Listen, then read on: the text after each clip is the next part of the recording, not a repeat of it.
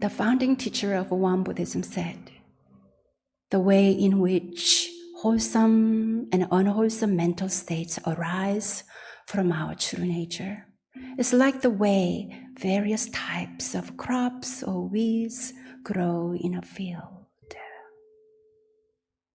The foundation of our mind is called the field of the mind.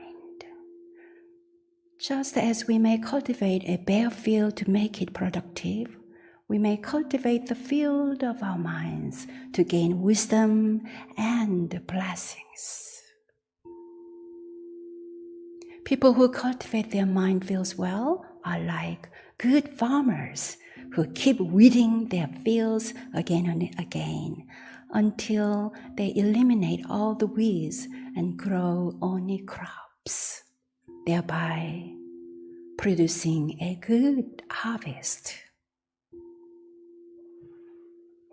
In the same way, we must diligently investigate the arising of our wholesome and unwholesome mental states.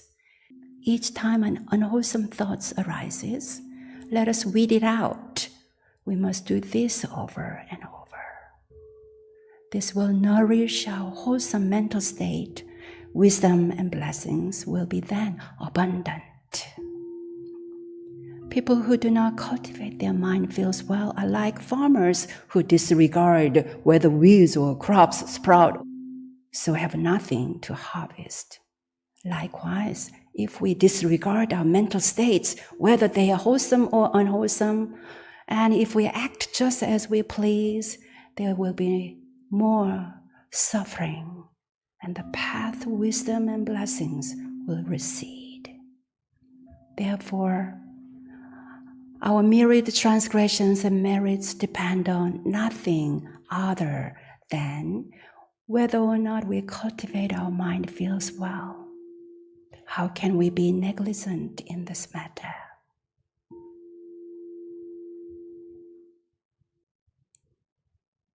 In our temple grounds, we grow vegetables, flowers, and many other plants. So this passage about cultivating and harvesting our mind field always speaks to me. In our mind field, an infinite number of mental seeds are dropped, planted, and grown. What we cultivate becomes what we harvest. It is the essence of our life's journey. That's why this mind field analogy is so helpful, and its lesson is so powerful. From this Dharma passage, what thoughts or questions stand out for you? Master Sutta emphasizes over and over that we must eliminate our mind weeds to ensure a wholesome harvest. This story reminds us not to become complacent. Weeds never sleep. And then before we know it, our mind field becomes an overgrown mess. We all know that it is much more work to clean up an overgrown mess in the garden than it is to mindfully pull small weeds before they grow strong and take over. I can hear Master Sutta-san's voice, don't give up. Be patient and diligent, farming your mind. The predominant weeds in our temple garden that we often tackle are stilt grass, creeping Charlie, and wiregrass. What are your major mind weeds? Laziness, complaining, blaming, comparing, being judgmental, self-doubt, self-degrading shame, despair, guilt from the past, anxiety and fear of an uncertain future. How do we recognize our unwholesome mind states? Sometimes this is obvious, and sometimes it is not. We may not even know what is going on until our bodies let us know with the feelings of exhaustion, heaviness, muscle tension, a racing heart, and so on. Wholesome and unwholesome. It can be argued that this is a dualistic perspective. However, distinguishing the wholesome from the unwholesome guides our thoughts and actions in a beneficial way. In our chive garden, very similar looking weeds grow among the chives. It is often hard to distinguish between them. So sometimes when a temple volunteer petty harvests chives, I end up eating weeds. Well, it really wasn't Patty who did that, but she said I can use her name.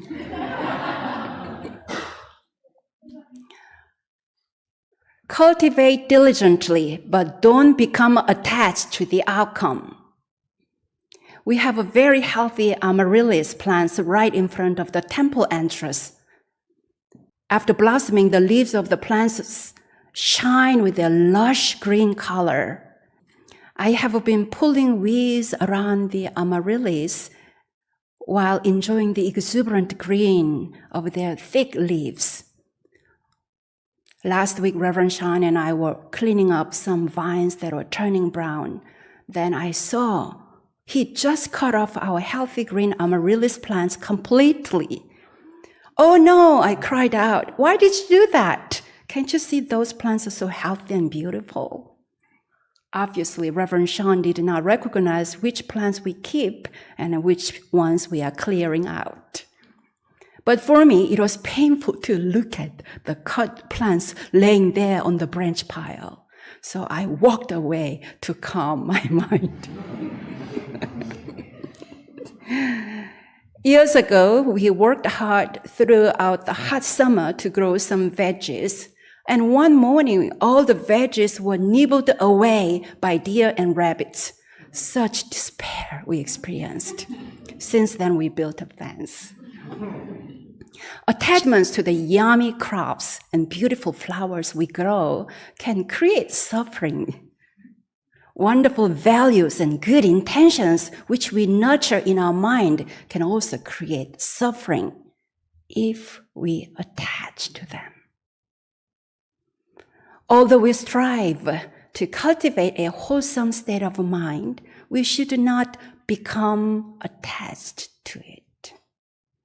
In our original true nature, there is no judgment on what is wholesome and what is unwholesome.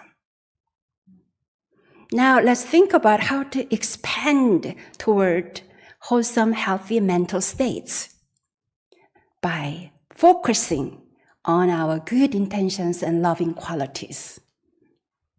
Our mental, emotional energy can be exhausted when we ruminate on the negative with a judging mind. When we do this, our mind field has less space for nurturing the wholesome. To create spaciousness in our mind field, we train our minds with the tools of our practice, mantras, koan contemplation, chanting, scripture study, journaling, qigong, and simply spending time in nature.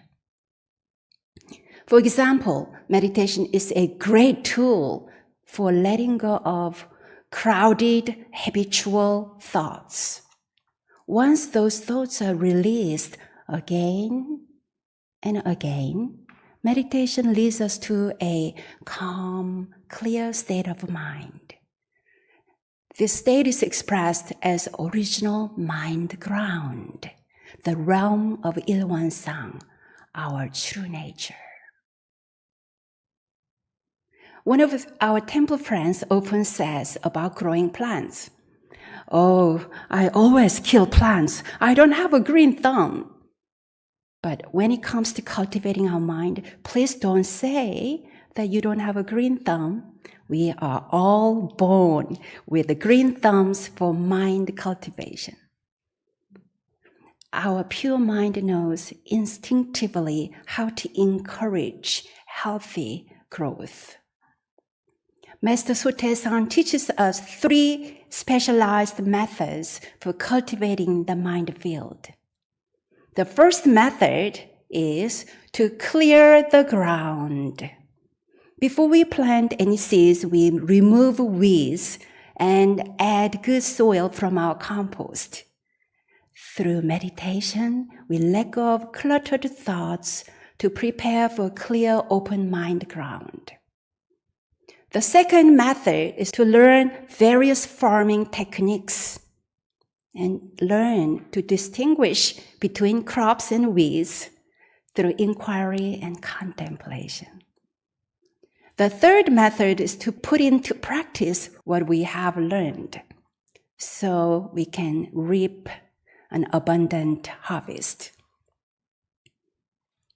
Even if we prepare clear, rich soil, and even if we have equipped ourselves with the knowledge, without implementation, nothing happens, and weeds start to grow back.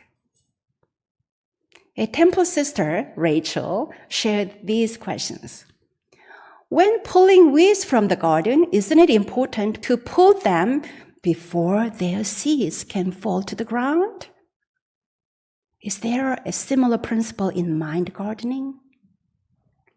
My answer is, through our past thoughts, words, and actions, we drop karmic seeds into our bed of consciousness. When the necessary conditions arise, those seeds become the weeds of unwholesome mental states. Have you heard the word like my mind filtered with my preconceived notions and prejudice? They are like the seeds of weeds planted in our consciousness bed, and when it's triggered, it came out in that way.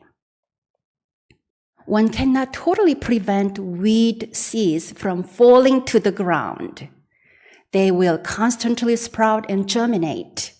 So personally, I would not worry about trying to catch every little seed and pull out every little weed. Instead of trying to get rid of all of them, clear some space and plant something else that has a strong force. For example, in the fall, we plant garlic in our garden patch. Another good crop I'd like to plant is spinach. Garlic and spinach don't die back in the winter. They continue to gain strength from the winter sunlight and rain. Once established, they grow taller and stronger, winning out over the hungry weeds. In the same way, we plant good intentions in our minds and nurture them. For example, gratitude is like garlic or spinach in our minds. Gratitude and good intentions will establish themselves and overpower the fleeting weeds of our mental defilements. When we feel overwhelmed with our weedy minds, it is good to turn to the community for support. Just as our temple garden cannot be managed without helping hands, our mind feels benefit from community cultivation. We borrow tools from each other. We get inspired by each other's insights. We learn from each other's trials and errors. When we see someone active and diligently farming their mind garden, we are inspired and encouraged. In our temple garden, each vegetable has its season, but the mind garden produces crops year-round. In our minds, we plant, nurture, and harvest in the fall, winter, spring, and summer. So together we share the joys of our wholesome harvest throughout the year. My heart soars when our temple friends share how their practice is a source that anchors them through life's challenges, such as health issues, struggles with work, relationships, or coping with the loss of a loved one. When the mind feels it's well cultivated and growing wholesome fruit, its abundance is returned to us through beneficial relationships and ease. Dear friends, along your practice journey, have you harvested blessings and wisdom? What benefits have you received from cultivating your mind field this year? Would you care to share the joy of your harvest, even if it's a tiny one, with the community? On this lovely autumn day, let us turn to our neighbors and share the harvest of our mind cultivation.